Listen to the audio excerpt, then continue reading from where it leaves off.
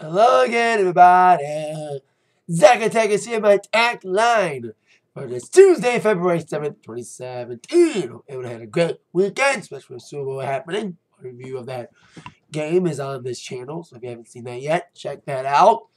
I had a great weekend, a lot of gigs on Friday and Saturday and yesterday. Friday, did a Daddy Daughter Dance and Almont Middles, my third year DJing this event. I think it's like the Almont Boosters. It's not for Almont Middle. So I used to DJ for Almont Middle, but this is at Almont Middle, but for a different school, but not for AMS. But it was a fun event yet again. You know, they love the lanterns, especially whipping in there and not hit the quan. So request hit the quan, but I didn't play that one. I did play Juju on the Beat. I had to play that 3 times because the girls wanted it so much. So I had to play that 3 times. I think the last day though I did, which was at Guardian Angels, I had to play that one twice. So I have to play Juju on the Beat a bunch of times when I do other family / daddy daughter dances in the next couple of weeks.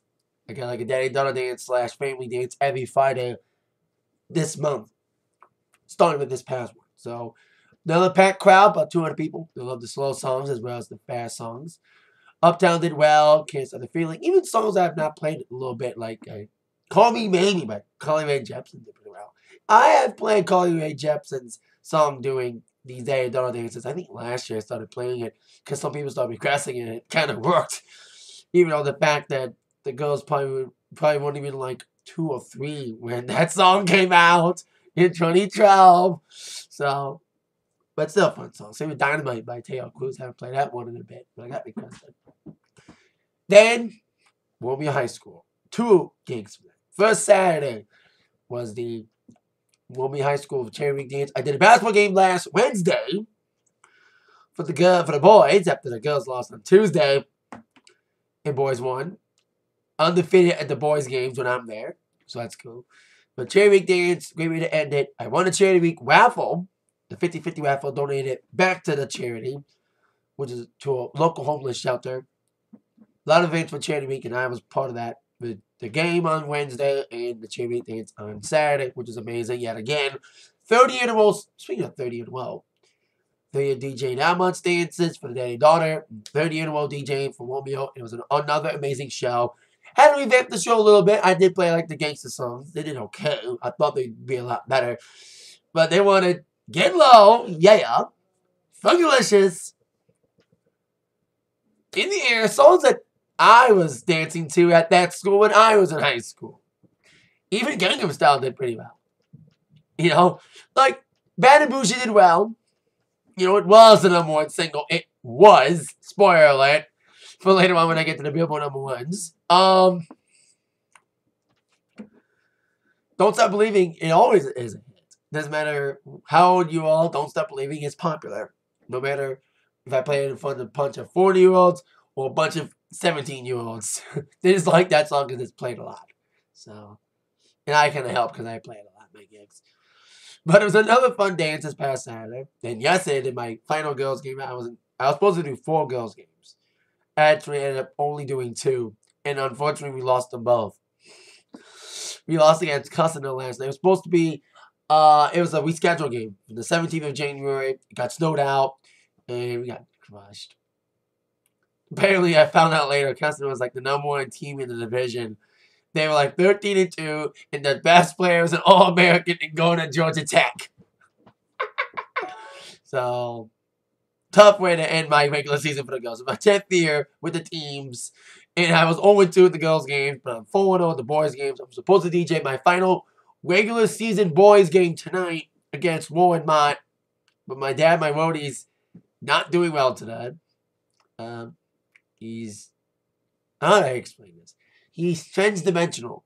He communicates from a lot of dimensional beings, from like the 5th dimension, the 6th dimension. He gets all these little trance episodes. He gets trancy.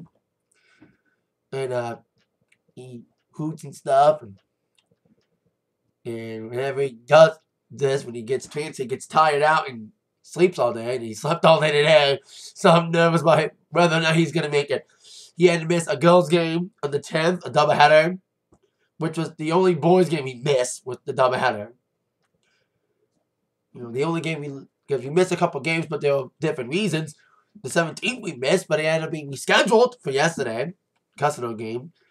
And there was a game that got moved from being a home game to an away game. So we only had to miss one game thus far because my dad not being well enough and my backup options not being available.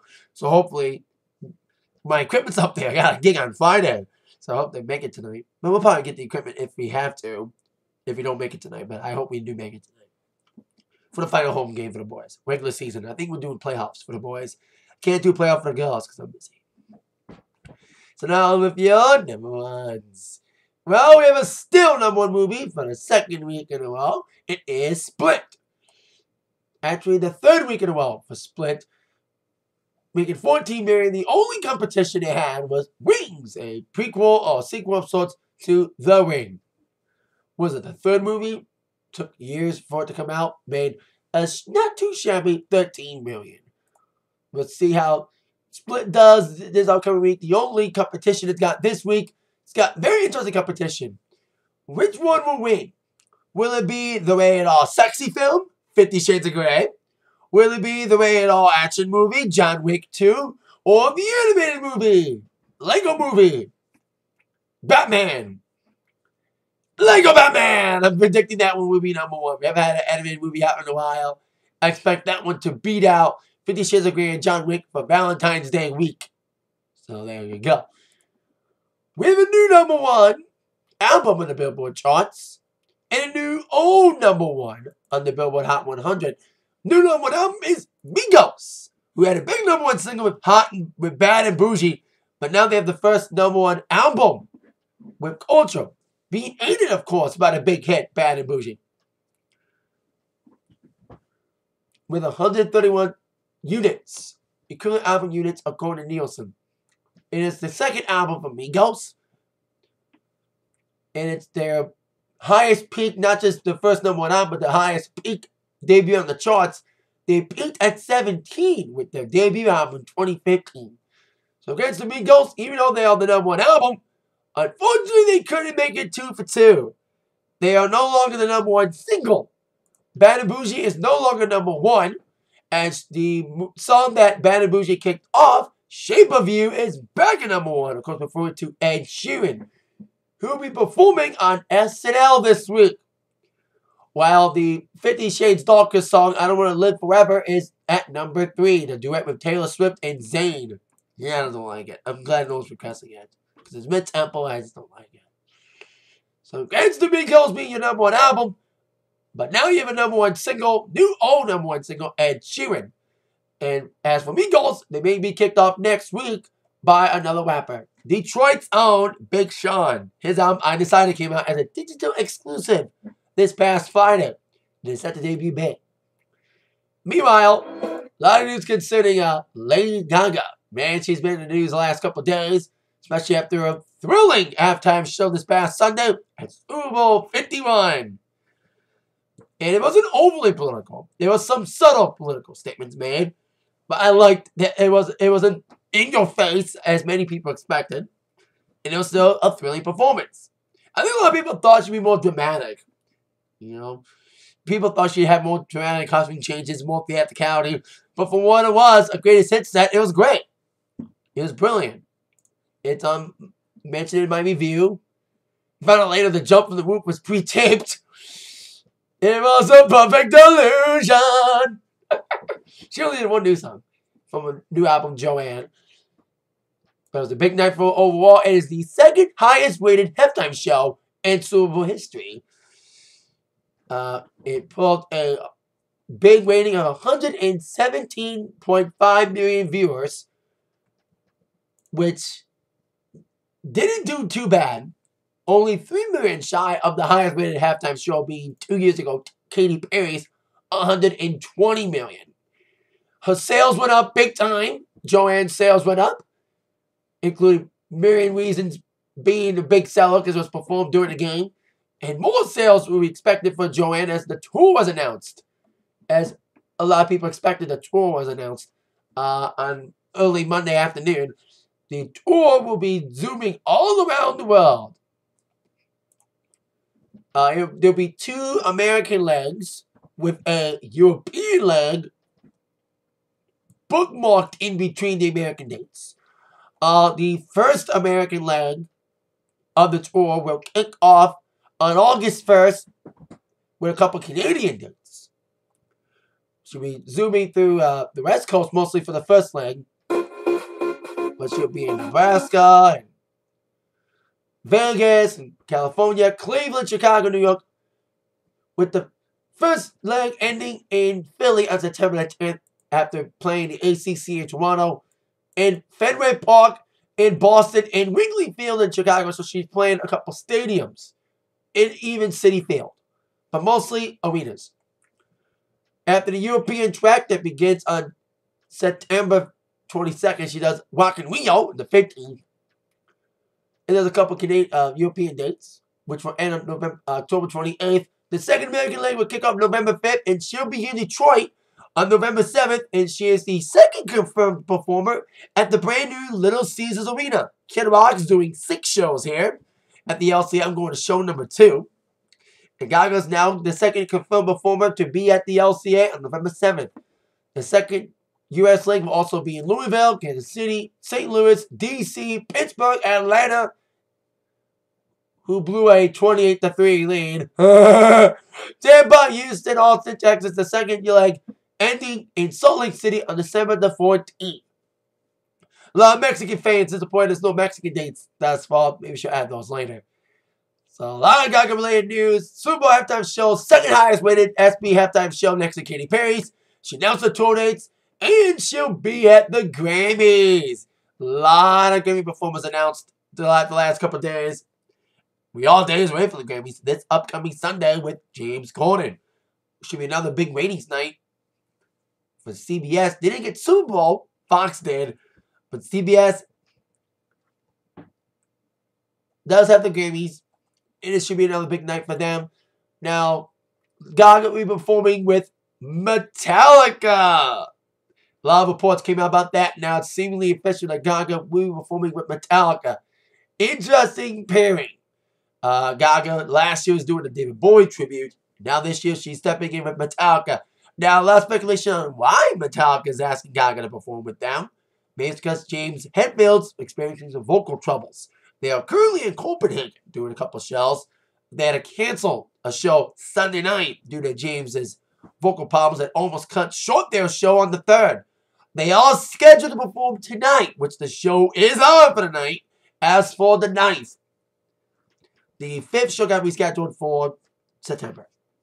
But maybe GaGa stepping in for James. But no matter why GaGa's there with Metallica, it should be a very intriguing pairing. A lot of pairings for this. The Weeknd will perform with Daft Punk, who are doing a pop-up store in LA, which is not a hoax.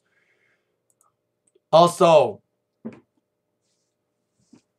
Demi Lovato will be joining Andrea Day, Tori Kelly, and Little Big Town for a performance paying tribute to the Bee Gees. They're doing a Bee Gees special, specifically honoring the 40th anniversary of the Grammy Award-winning album Saturday Night Fever soundtrack.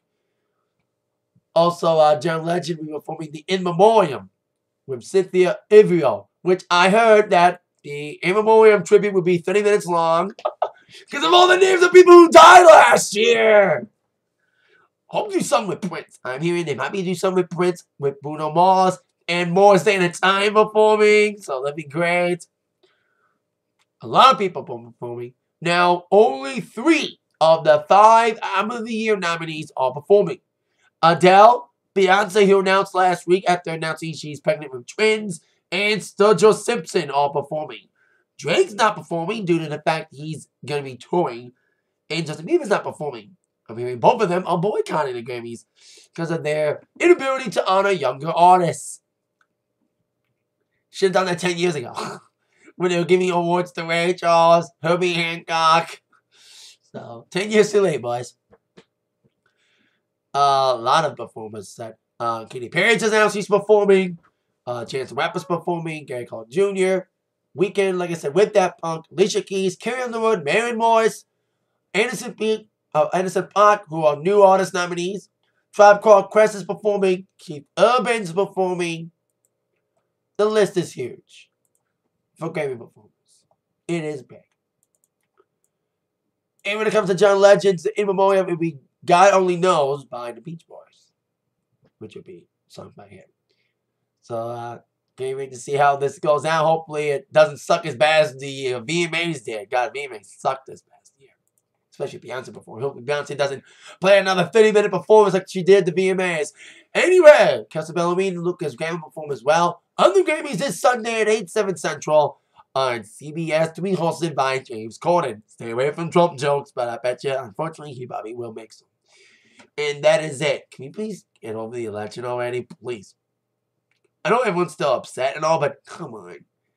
It's been months. You guys lost. Give it up. Voice your disappointment in private. Not let it be all over the news and stuff. And don't let your speeches be upset speeches like what happened with Meryl Streep at the Golden Globes. And don't diss football and MMA like she did. Anyway, that is it for the Atakline. Thank you so much for watching. With that in mind, you've all been attacked by the news from Zach. See you later. Bye-bye.